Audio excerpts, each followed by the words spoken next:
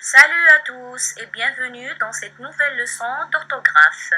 À la fin de cette leçon, vous allez être capable de choisir la bonne orthographe de l'heure ou l'heure. Avant de commencer, mes chers apprenants, rafraîchissons-nous la mémoire sur la notion précédente qui portait sur le pluriel des noms composés. Alors, nous allons voir des exemples et nous allons justifier leur écriture au singulier ou au pluriel. Alors, le premier exemple, des porte-monnaies. Ici, on a un verbe plus un nom. Donc, le verbe est invariable, mais ici, le nom change selon le sens. Ici, on peut dire qu'il transporte la monnaie. Donc, ici, la monnaie s'écrit sans S, même s'il est un nom. Des chasse-neige. Alors, chasse, c'est un verbe, donc il est invariable. Et neige, c'est un nom, mais il ne prend pas de S parce qu'on va dire qu'il chasse la neige. Donc, il reste au singulier. Des tire-bouchons, qui retirent les bouchons. Donc, ici, on a un verbe plus un nom. Le nom prend un S et le verbe est toujours invariable. Des porte-avions. Alors, qui transporte les avions? Verbe plus nom, le nom prend la marque du pluriel alors que le verbe reste invariable. Des sèche-cheveux, alors qui sèche les cheveux, ici on a un verbe plus un nom, donc le verbe reste invariable et le nom est au pluriel. Des contre-offres, ici on a contre qui est un adverbe, il est invariable et offre est un nom, donc on met le S du pluriel. Passons maintenant, mes chers apprenants, à la construction de la notion du jour en observant bien et avec attention les exemples suivants. Mes parents me manquent, je leur écris une lettre. Les enfants écrivent une lettre à leurs parents. Les élèves remercient leur professeur. Alors, dans la première phrase, on remarque que l'heure est suivie d'un verbe, je leur écris. Alors, l'heure ici est un pronom parce qu'il remplace mes parents. J'écris une lettre à mes parents. C'est un pronom complément. Alors, dans la deuxième phrase, les enfants écrivent une lettre à leurs parents. Ici, l'heure est suivie d'un nom pluriel, au pluriel. Alors, ici, l'heure est un déterminant possessif, c'est-à-dire les parents des enfants. Dans la troisième phrase, les élèves remercient leur professeur. Ici, l'heure est suivie d'un nom masculin singulier. Alors, il ne prend pas de S.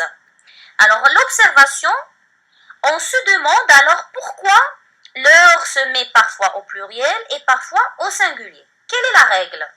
On dira que lorsque l'heure est placée avant un verbe ou un nom au singulier, il ne prend jamais de S. Exemple, mon frère leur offre des fleurs. Ici, l'heure est suivie d'un verbe, c'est le verbe offrir. Les sœurs embrassent leur père. Ici, l'heure est suivie d'un nom, père au singulier. Alors, en général, l'heure avec S prend un S lorsqu'il est suivi d'un nom au pluriel. Alors, en guise de synthèse, on va dire que l'heure sans S et l'heure avec S, quand ils sont placés avant un nom, ils sont des déterminants possessifs. Ils accompagnent bien sûr des noms. L'accord se fait en nombre avec ce nom, c'est-à-dire l'heure prend un S si le nom est au pluriel et ne prend pas de S si le nom est au singulier. La deuxième remarque, l'heure sans S et l'heure avec S, les déterminants possessifs peuvent être remplacés par un autre déterminant comme ce, cette et c'est, juste pour vérifier si l'orthographe est bonne. La deuxième remarque, c'est quand l'heure est un pronom personnel placé avant un verbe, il ne prend jamais de S. L'heure est un adjectif possessif placé avant un nom au singulier, ne prend pas de S.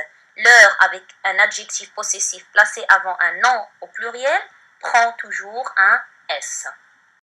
Et maintenant, pouvez-vous me dire quelle est la notion étudiée aujourd'hui? Exactement, aujourd'hui, on a vu l'orthographe de l'heure et l'heure avec S. Et maintenant, mes chers apprenants, schématisons tous notre leçon pour mieux l'apprendre et mieux la mémoriser. Leur sans S est un pronom personnel invariable. Placé devant un verbe, on peut le remplacer par lui. Exemple, regarde ces gens, je leur souhaite bonne chance pour l'entretien. Alors que leur avec S est un déterminant possessif qui prend un S au pluriel s'il est suivi d'un nom au pluriel. Il est placé devant un nom, on peut le remplacer par un autre déterminant, comme ce, cette, ces. Exemple, ils prennent soin de leurs petits. Et maintenant, permettez-moi, mes chers élèves, de tester votre niveau d'assimilation du cours en faisant cet exercice. Alors, la consigne est très simple, complète par l'heure sans S ou l'heure avec S. Je ne leur dirai pas la vérité. Les invités lavent leurs mains avant de manger. Les coupables ont regretté leur acte. Je leur téléphone tout de suite pour les inviter. Les élèves n'ont pas fait leur devoir. Bon courage, mes élèves. C'est la fin de notre cours. J'espère que vous avez bien compris et que vous n'allez jamais faire des fautes d'orthographe en écrivant l'heure et l'heure. Au revoir, à bientôt.